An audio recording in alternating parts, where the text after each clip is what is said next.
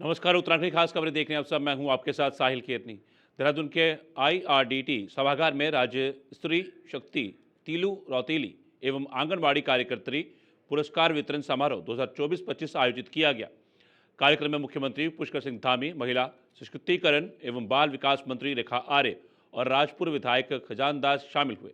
मंत्री रेखा आर्य ने कहा कि तीलू रौतेली पुरस्कार उन महिलाओं और बालिकाओं को दिया जाता है जिन्होंने कठिन परिस्थितियों का सामना करते हुए अपने क्षेत्र में विशेष उपलब्धि हासिल की है। इस वर्ष 13 जनपदों की 13 महिलाओं को सम्मानित किया गया।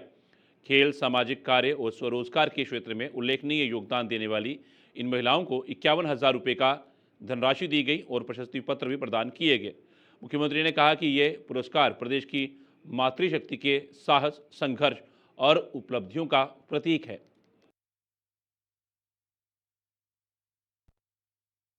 में हर जनपद में उत्कृष्ट कार्य करने वाली समाज के क्षेत्र में, महिलाओं के क्षेत्र में ऐसी मातृशक्ति की प्रत्येक महिलाओं को यहाँ सम्मानित किया जाता है।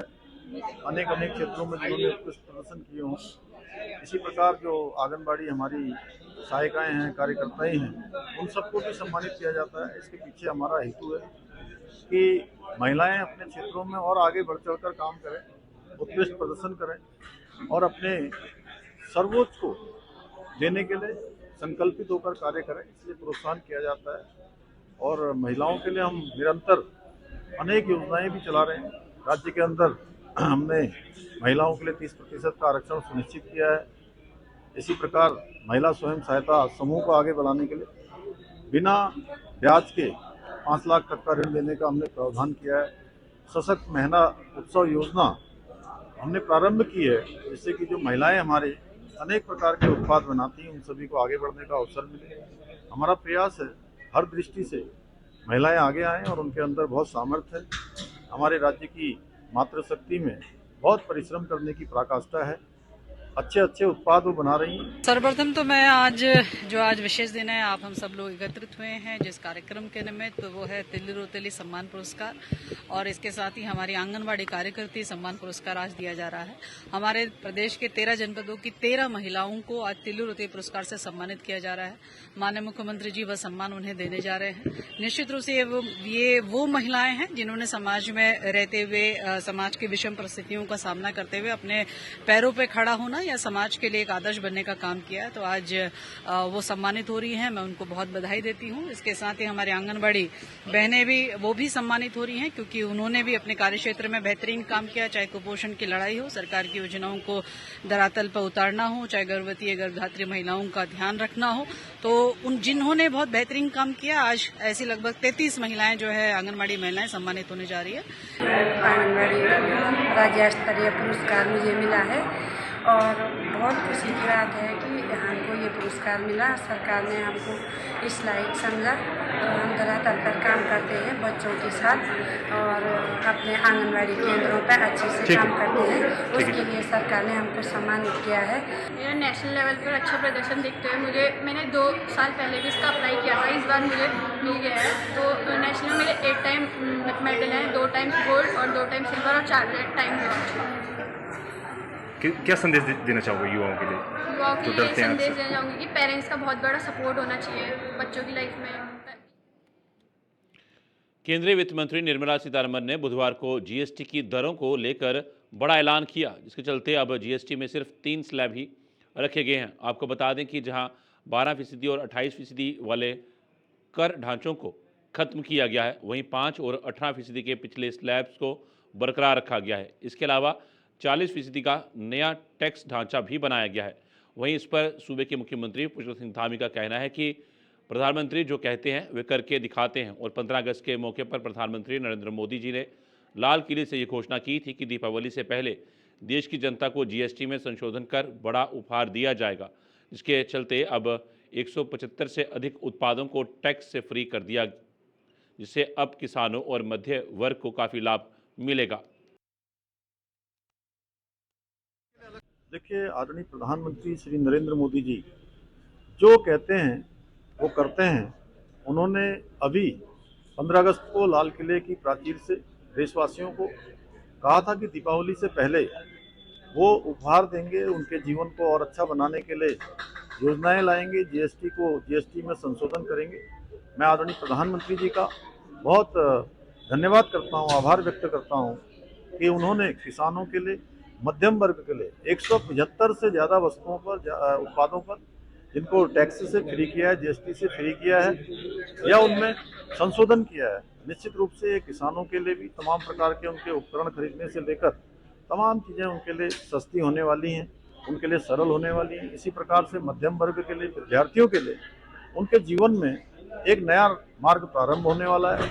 और उन्होंने दशहरे से पहले ही जो दीपावली पर उन्होंने कहा था, दशहरे से पहले ही हमको 22 सितंबर से इस योजना का लाभ मिलेगा। निश्चित रूप से हमारा देश तेजी से आगे बढ़ेगा, देश के हर वर्ग को उत्थान का अवसर मिलेगा। और प्रधानमंत्री जी की ये सोच कि आम व्यक्ति का जीवन अच्छा हो, उसके जीवन में सभी प्रकार की साधन उपलब्ध हों, ये उस बात को चरितार्थ करता है कि अंतिम छोर में खड़े हुए व्यक्ति को भी सभी सुविधाएं मिलनी चाहिए। ये उस दिशा में बढ़ाया हुआ एक बहुत बड़ा कदम है। मैं आदरणीय प्रधानमंत्री जी का और वित्त मंत्री जी का बहुत धन्यवाद। देहरादून को असुरक्षित बताने वाली रिपोर्ट भ्रामक, सीएम धामी बोले। महिलाएं हर क्षेत्र में सशक्त व अग्रणी हैं। बीते दिनों एक निजी सर्वे कंपनी पी वैल्यू एनालिस्ट ने समाचार पत्रों में नारी 2025 शीर्षक से रिपोर्ट प्रकाशित कर देहरादून को देश के 10 असुरक्षित शहरों में गिना था। इस रिपोर्ट पर राज्य महिला आयोग ने स्पष्ट किया है कि ये सर्वे ना तो राष्ट्रीय महिला आयोग, ना राज्य महिला आयोग और ना ही किसी सरकारी संस्थान द्वारा कराया गया है। राष्ट्रीय महिला आयोग ने भी इस तरह के किसी सर्वे से इनकार किया है। अब मुख्यमंत्री पुष्कर सिंह धामी का बयान आया है कि महिला आयोग, पुलिस व अन्य विभागों द्वारा साझा किए गए आधिकारिक आंकड़े बताते हैं कि कंपनी का यह सर्वे पूरी तरह भ्रामक और गलत है। उन्होंने कहा कि उत्तराखंड राज्य के निर्माण में महिलाओं की अहम भूमिका रही है और आज वे हर क्षेत्र में सशक्त होकर बेहतर कार्य कर रही हैं। देखिए, जो भी सर्वे कंपनी ने सर्वे किया होगा उसके आधार पर हमारी महिला आयोग ने, हमारे पुलिस विभाग ने, हमारे अन्य विभागों ने, महिला सशक्तिकरण विभाग ने अपने जो आंकड़े थे वो आंकड़े प्रस्तुत किए हैं। वो आंकड़े सत्य से परे हैं। इसलिए अगले दिन जिन अखबारों में इसका समाचार प्रकाशित हुआ था, उसी अखबार में अगले दिन के सही आंकड़ों के साथ वो समाचार भी प्रकाशित हुआ। इस प्रकार की फैब्रिकेटेड चीज़ें नहीं होनी चाहिए। हमारे यहाँ महिला सशक्तिकरण के क्षेत्र में बहुत अच्छे काम हो रहे हैं। हमारी महिलाएं आज बहादुरी से आगे बढ़ रही हैं, एक से एक अच्छा काम कर रही हैं। उनके अंदर एक कौशल भी है, उनके अंदर अच्छी सामर्थ्य भी है और अच्छा परिश्रम भी है। तो निश्चित रूप से ऐसे समाचार और इस प्रकार के जो आकलन हैं, जो बहुत ज़्यादा विस्तृत न होकर बहुत सूक्ष्म होते हैं, उससे महिलाओं का मनोबल टूटता है। जबकि हमारी महिलाओं ने हमेशा क्रांति की है उत्तराखंड राज्य को आगे बढ़ाने में, चलाने में। और आदरणीय प्रधानमंत्री जी का जो कथन कि 21वीं सदी का तीसरा दशक उत्तराखंड का दशक होगा, उसमें हमारी मातृशक्ति की बहुत बड़ी भूमिका होने वाली है। कोटद्वार द्वारा गढ़वाल वीरता सम्मान 2025 कार्यक्रम का आयोजन हुआ, जिसमें विधानसभा अध्यक्ष एवं कोटद्वार विधायक ऋतु खंडूरी भूषण मुख्य अतिथि के रूप में शामिल हुई। इस अवसर पर उन्होंने देश की रक्षा में अपना जीवन समर्पित करने वाले वीर सैनिकों और शहीदों के परिजनों को सम्मानित किया। कार्यक्रम का उद्देश्य राष्ट्रीय रक्षकों के योगदान को जन जन तक पहुंचाना और युवाओं में देशभक्ति की भावना को मजबूत करना है। कार्यक्रम को संबोधित करते हुए विधानसभा अध्यक्ष ने कहा कि सैनिकों का सम्मान किसी एक दिन तक सीमित नहीं होना चाहिए, बल्कि साल के 365 दिन उनके प्रति आदर हमारे हृदय में रहना चाहिए। उन्होंने कहा कि देश की सीमाओं पर तैनात सैनिक ही हमारी नींद, सुरक्षा और शांति के सबसे बड़े संरक्षक हैं। गढ़वाल वीरता पुरस्कार में मैं आज यहाँ पे पहुँची थी। हमारे जो वीर जवान हैं, जो अपनी सर्वोच्च बलिदान देते हैं, उनके परिवारों का सम्मान हुआ।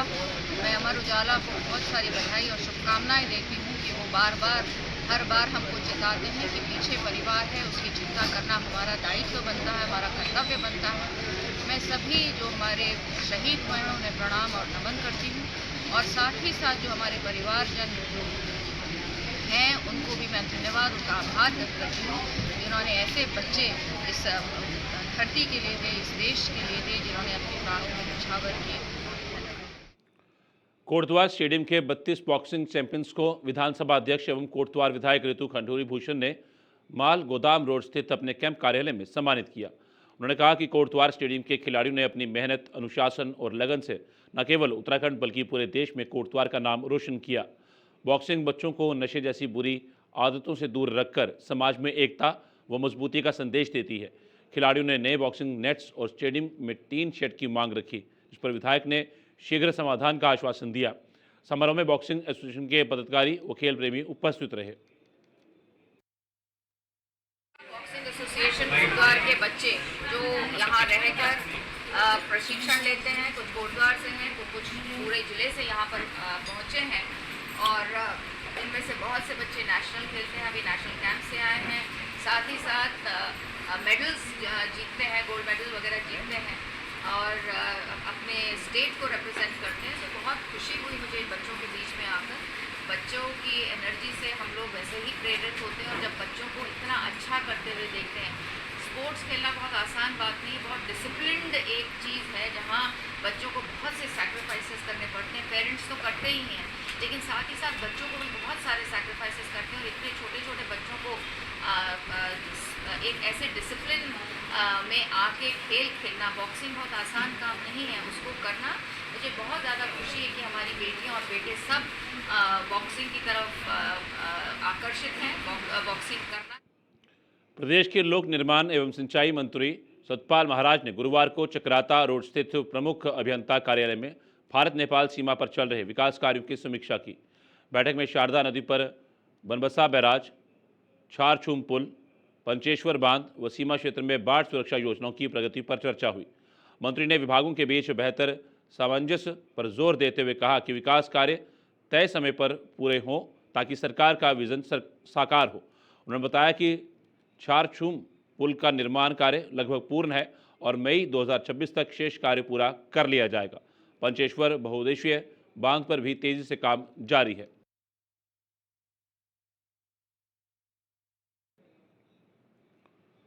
उत्तराखंड में कांग्रेस ने भाजपा और चुनाव आयोग पर वोट चोरी के गंभीर आरोप लगाए हैं। कांग्रेस भवन में AICC-CWC सदस्य गुरदीप सिंह सप्पल और प्रदेश अध्यक्ष करण मेहरा ने प्रेस वार्ता कर कहा कि मेरा वोट मेरा अधिकार अभियान के तहत गठित 3 सदस्यीय समिति ने अपनी रिपोर्ट सौंपी है, जिसमें हजारों मतदाताओं के नाम गलत तरीके से हटाने की बात सामने आई है।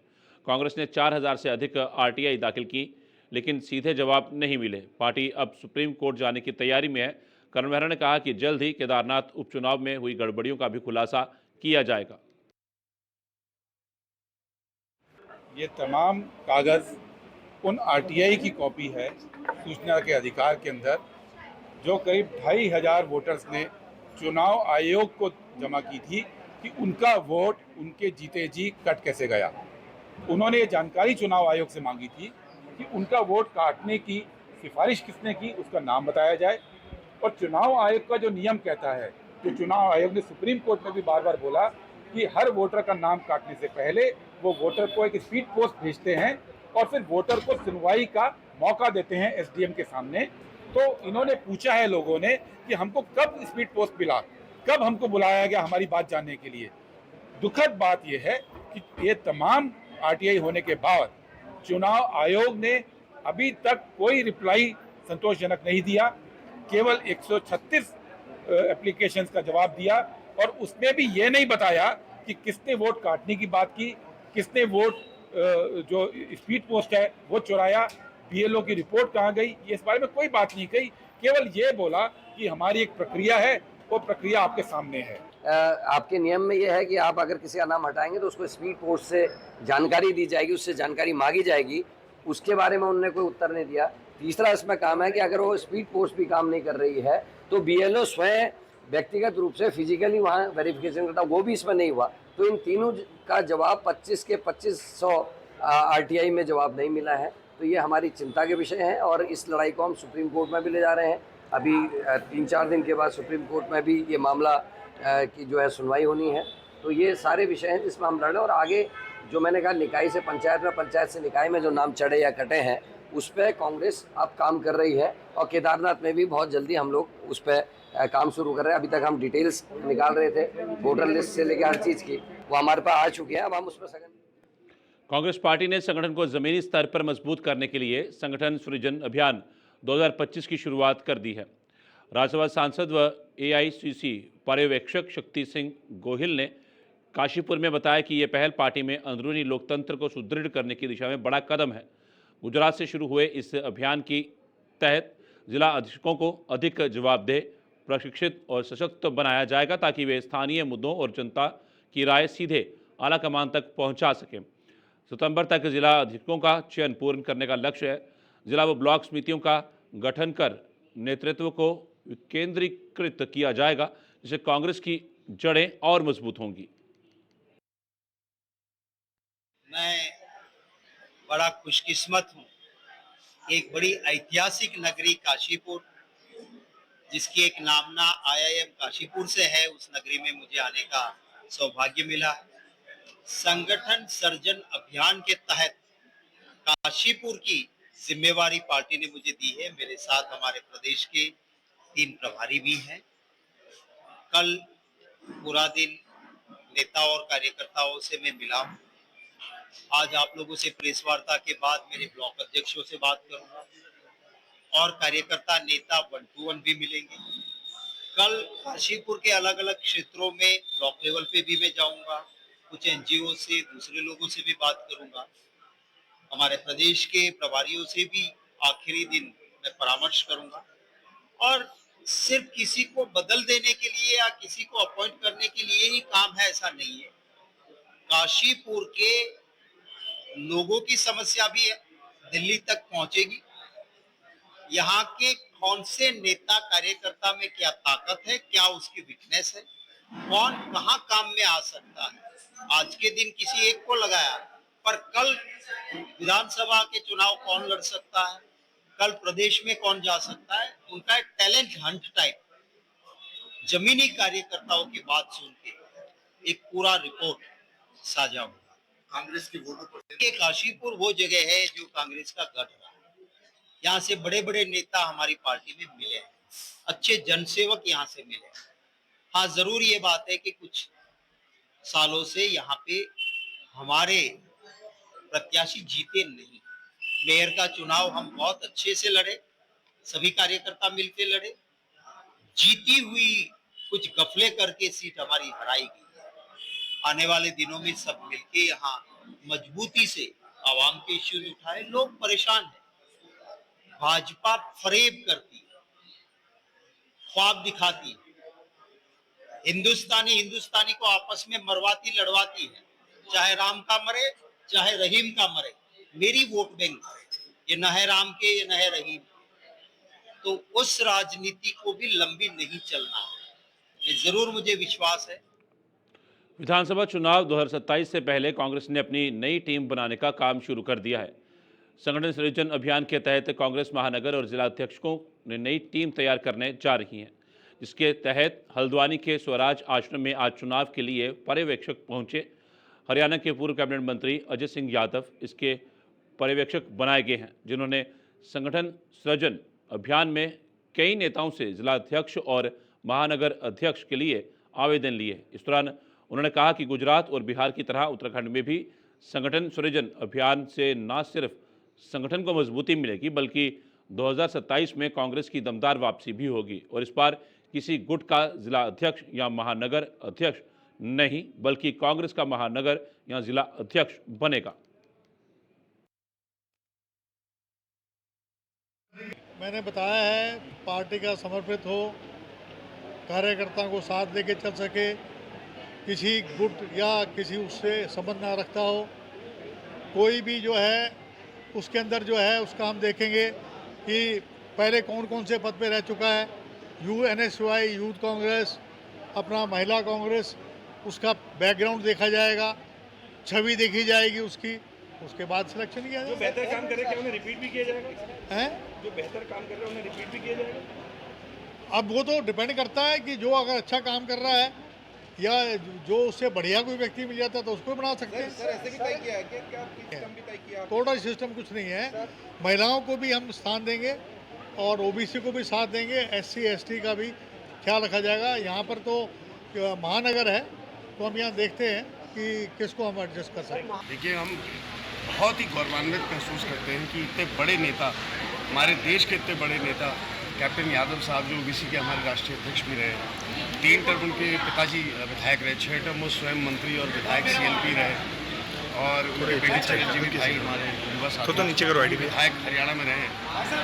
ऐसे परिवार से, ऐसे पारिवारिक पृष्ठभूमि से इतने मजबूत नेता को हल्द्वानी भेजा गया संगठन सृजन के लिए, और निष्पक्ष तौर से मैं आपको विश्वास दिलाता हूँ, और कहने की बात नहीं है, निष्पक्ष तौर से सब लोग अपने आवेदन भी करेंगे, निष्पक्ष तौर से खुद कैप्टन साहब अपनी फीडबैक सीधे राहुल गांधी जी और पौड़ी जनपद की जिलाधिकारी स्वाति एस भदौरिया ने कोटद्वार सतपुली राष्ट्रीय राजमार्ग 534 का स्थलीय निरीक्षण कर बरसात के दौरान सड़क बाधित न होने देने के कड़े निर्देश दिए। डीएम ने स्पष्ट कहा कि भूस्खलन की स्थिति में तुरंत मलबा हटाकर मार्ग खोलना सुनिश्चित किया जाए। कोटद्वार दुगड़ा मार्ग पर खतरे वाले स्थलों के स्थायी समाधान और गुमखाल सतपुली खंड पर चल रहे चौड़ीकरण कार्य में वैज्ञानिक तरीके से कटिंग, मलबा निस्तारण और रिटेनिंग वॉल निर्माण के आदेश दिए गए। सड़क पर किसी भी अवरोध को तत्काल हटाने के लिए जेसीबी ऑपरेटर 24 घंटे उपलब्ध रखने के निर्देश दिए गए। डीएम ने डंपिंग जोन में सुरक्षा दीवार बनाने पर जोर देते हुए कहा कि बरसात में सड़क लंबे समय तक बंद न रहे। जनता की सुरक्षा सर्वोच्च प्राथमिकता है और लापरवाही बर्दाश्त नहीं की जाएगी।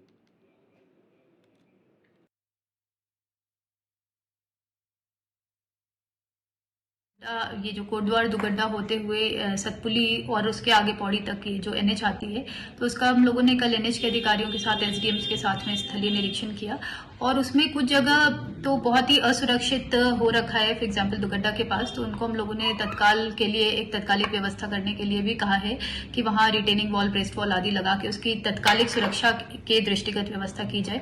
साथ ही जो उनके जहाँ जहाँ पे ज्यादा स्लाइड्स आने की संभावना है वहाँ पे 24 घंटे मशीनरी अपनी तैनात रखें। और कुछ जगह पे ऐसा भी मिला कि जहां कटिंग कर दी गई है परंतु अभी सुरक्षात्मक कार्य शुरू नहीं हुए हैं और इस दृष्टि से वो आवागमन के लिए असुरक्षित महसूस हो रहा था, तो उसके लिए भी हम लोगों ने कहा है कि इसको तत्काल पहले सुरक्षात्मक कार्य किया जाए और जब तक बारिश हो रही है तब तक कटिंग ना की जाए, क्योंकि उससे और ज्यादा स्लाइड होने की संभावना बनी रहती है। साथ में कुछ जगह लूज मक सड़क पे बिखरा हुआ मिला, तो उसको भी जो स्ट्रॉन्ग रॉक्स हैं जिसको वो रीयूज करेंगे अपने रिटेनिंग वॉल आदि के लिए, उसको छोड़कर जो रिमेनिंग लूज हमारे सॉइल है उसको तत्काल वहां से हटाया जाए और सुरक्षा के सभी इंतजाम तत्काल किए जाए। उत्तराखंड खास खबर में फिलहाल इतना ही। दीजिए इजाजत, नमस्कार।